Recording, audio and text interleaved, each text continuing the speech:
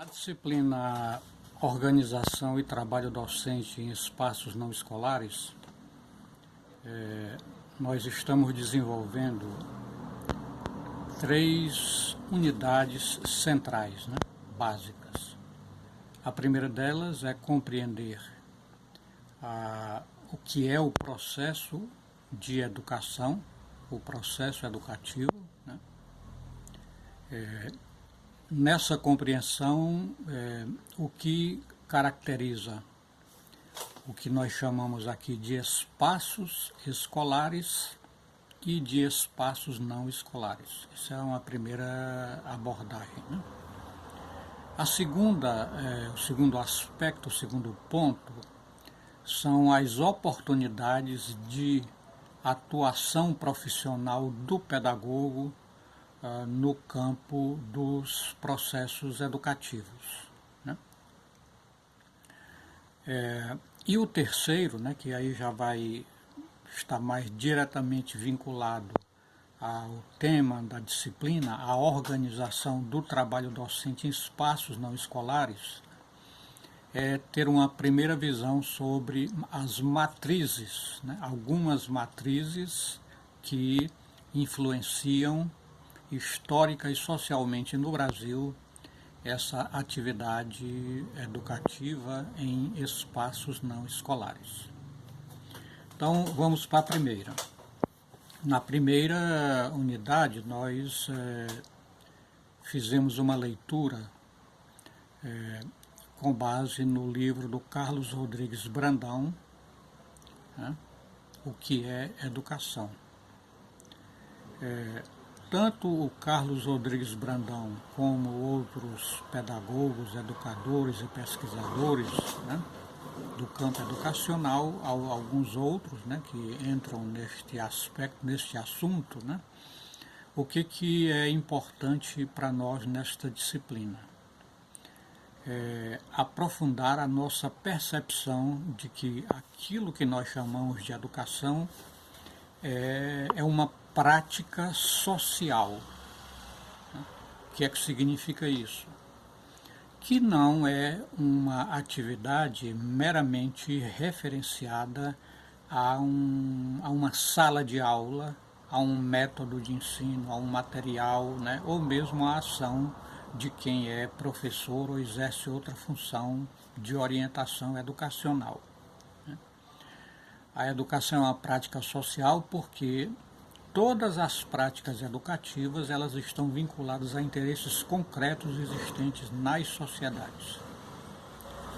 Daí é que decorre 2 aspectos, ou 2 características que nós precisamos estar muito atentos. Primeiro, a educação acontece em todos os lugares onde as pessoas estão e se relacionam, portanto é uma atividade de relação sempre. Por isso ela é imensa, variada sobre qualquer aspecto que a gente examinar. Segundo, em sociedades como a nossa, que é uma sociedade organizada em classes sociais, em que certas classes dominam outras, então isso vai também, no campo da educação, vai fazer surgir, vai fazer se desenvolver práticas educativas que contribuem para manter a dominação, e surgem práticas educativas que contribuem para tornar as relações sociais mais, mais horizontais, aquilo que a gente chama muitas vezes de dar a voz a quem não tem, É em torno de tudo isso, então, que é importante, então, esse primeiro aspecto que nós vimos, É a partir daí que a gente vai também entender, que olhando, a história das práticas educativas no mundo inteiro e no Brasil, a gente pode dizer que tem um conjunto de práticas que foram se organizando em torno de uma grande instituição, de uma grande rede de instituições, melhor dizendo, que nós chamamos geralmente a escola. ou sistema escolar, ou redes escolares, né? Então, em cada país, né, esse sistema escolar, ele se organiza, por exemplo, através de instituições a nível nacional. No caso do Brasil, o Ministério da Educação. Depois você vem para os estados, cada um tem sua secretaria, vem para os municípios, tem as secretarias municipais e tem as redes escolares, né? Então, as práticas sociais que se dão aí, elas ganharam nos últimos 2 séculos uma dimensão cada vez mais importante. De maneira que hoje em todos os países do mundo, né, praticamente 100% da população, numa determinada idade, né, da infância e da juventude, frequentam obrigatoriamente os sistemas escolares. Então, daí a gente vê a capacidade de influência que tem esse espaço educativo, né? Ao mesmo tempo, como as práticas educativas não ocorrem somente aí, né? Aí elas vão se espalhar por outros ambientes, né? Nos ambientes de trabalho, né? nas empresas, nas redes de empresas, né? Nas redes hospitalares, né? Onde vão se formando, né? Onde vão se constituindo determinadas redes de relacionamento mais específicas, né? Ocorrem práticas educativas. Como ocorrem também, por exemplo, no que nós chamamos dos movimentos sociais, né? As associações, as federações de associações, né? Os sindicatos, né? As redes de sindicato, né? Toda a rede de atuação, né, de organização das categorias profissionais, né, através de sindicatos ou de outras instituições, né. Assim também no caso dos partidos políticos, né, das atividades diretamente ligadas à política partidária, né, que organizam suas bases, né, seus núcleos, sei lá, tal. Então, isso aí são mais institucionais, né? Mas nós temos também todo tipo de atividade não institucional, né? Os grupos que se formam nas universidades, nas escolas, nos bairros, né? Nas ruas, nas cidades, grupos de amigos, ou por idade, que são os jovens, né? Ou por interesse de alguma atividade, né? Ligada à música, ligada ao divertimento, ligada a esportes. Então, assim, estão funcionando nesse momento, né, milhares, milhões de núcleos de redes maiores ou menores, onde as pessoas se relacionam e se dá esse processo de ensinar e aprender, né? Não só conteúdos, né, ensinar e aprender tudo que diz respeito à vida. Então estariam aí os espaços não escolares, né? Mas nas últimas décadas, né, então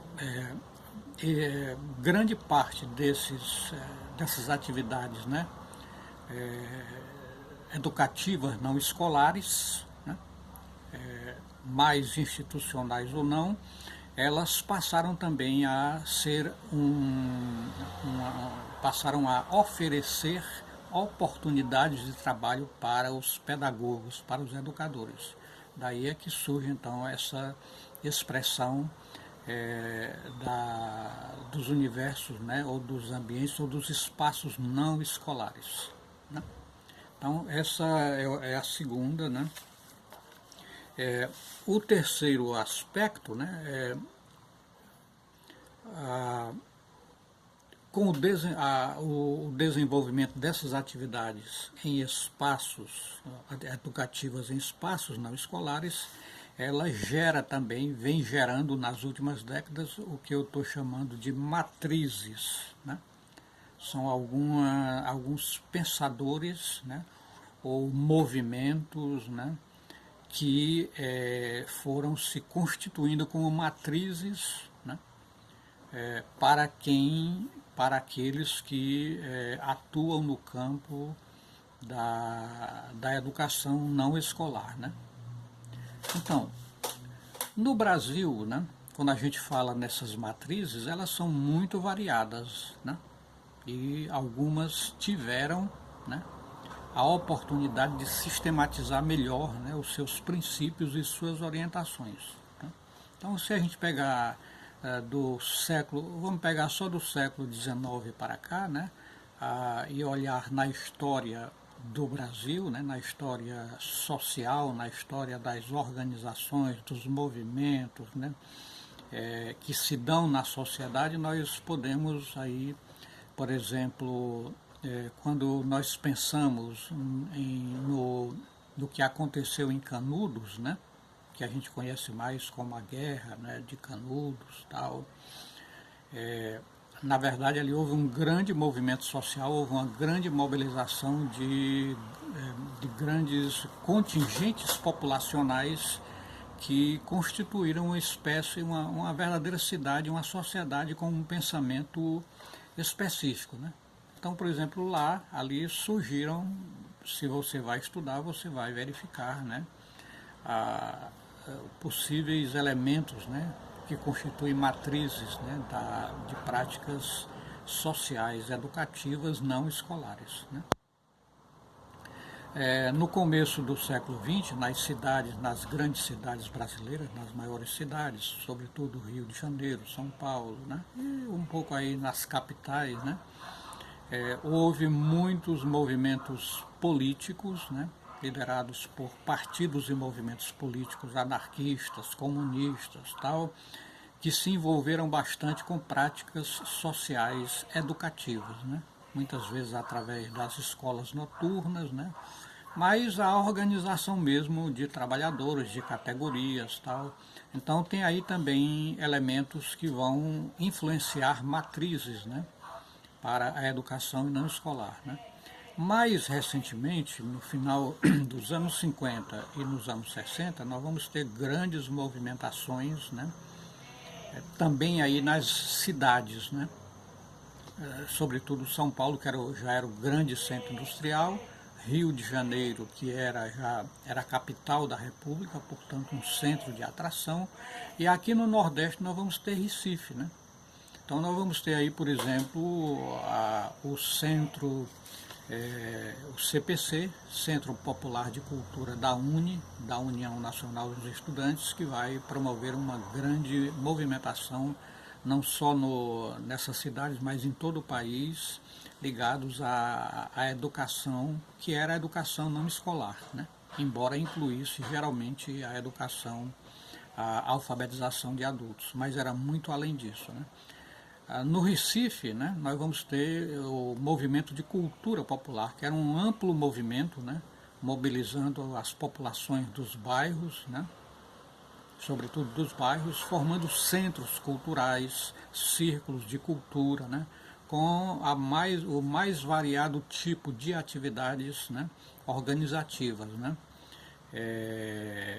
inclusive criando seus próprios espaços, né. É aí que vai surgir, né? É por causa desse contexto que vão surgir experiências como a de Paulo Freire, né? Relativas inicialmente à alfabetização de adultos, mas depois que ganham uma outra dimensão, né? Então, no final dos anos 70, né, sobretudo mais para o final e começo dos anos 80, também no Brasil, nós vamos ter, né, uma grande movimentação das populações urbanas e rurais, né. Era a luta contra vários aspectos aí do tempo do regime militar, né. Mas quer dizer, foram movimentos, né, ligados à posse da terra, né, a propriedade da terra, a redistribuição das terras, quando era no caso dos movimentos rurais, né? E aí vai gerar, por exemplo, as políticas de assentamento, né, para as pessoas que não tinham onde trabalhar, que estavam, portanto, na dependência dos proprietários, né. Vamos ter nas cidades movimentos, grandes movimentos, né, em defesa da habitação, né, do saneamento, né, da,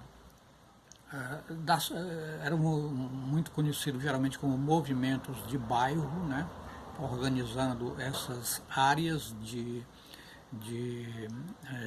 moradia, né, mas também trazendo os problemas ligados ao emprego, né, a possibilidade de ter renda, né, as condições já das mulheres, né, a participação delas, né, nos processos econômicos e sociais sempre de maneira dependente, né, ou subordinada, né. Então aí também nós vamos ter, né, novas contribuições para o que nós chamamos das pedagogias ligadas aos espaços não escolares, né. Eu falei até agora de movimentos que a gente pode chamar de progressistas, né, que estavam ligados a essa visão da educação em espaços não escolares com uma característica de libertação, de autonomia, de construção dos sujeitos. Mas nós temos também, ao longo aí, também experiências que se constituíram como práticas educativas conservadoras ou até reacionárias, né? Não tem também, né? Então, para nós aqui, para a gente fechar, né, o nosso estudo sobre a organização do trabalho docente em espaços não escolares, né, dentro desse quadro que eu tracei aqui bem amplo, né, nós vamos olhar alguns aspectos do pensamento do Paulo Freire, né? Por quê? Porque nesses últimos 50 anos, né, dentro do conjunto de práticas educativas em espaços não escolares, o Paulo Freire ele é o pensador, o autor, o educador que, digamos assim, né, mas ele é o mais conhecido, né, que sistematizou, né? Então, assim, sistematizou aspectos básicos, né, que a gente pode então utilizar para organizar o trabalho docente em espaços não escolares, né? Então, assim, não é que o Paulo Freire pessoalmente tenha feito tudo. Ele tem o grande mérito de ser um pensador e um educador que trabalha nisso continuamente e conseguiu sistematizar. Mas a sistematização que ele faz, evidentemente, tem uma parte significativa dele, mas ele vai beber, né, vai buscar, vai trazer, né, para a sua formulação, né, na verdade, aspectos básicos das experiências de educação em espaços não escolares que aconteceram naquele período, né? E isso é importante para nós. Agora, somente uma observação. Nós nós estamos usando essa linguagem, né? Espaços escolares e espaços não escolares agora, né? Mas, por exemplo, nos anos 60, 70, 80, ou até bem recentemente, não havia essa nomenclatura. Então, muitas vezes, quando vai se falar de Paulo Freire, ou da educação popular, da cultura popular, nós estamos falando com a linguagem de um outro momento histórico, né, de temas e questões e assuntos que hoje nós começamos a dizer que são que diz respeito aos espaços educativos não escolares.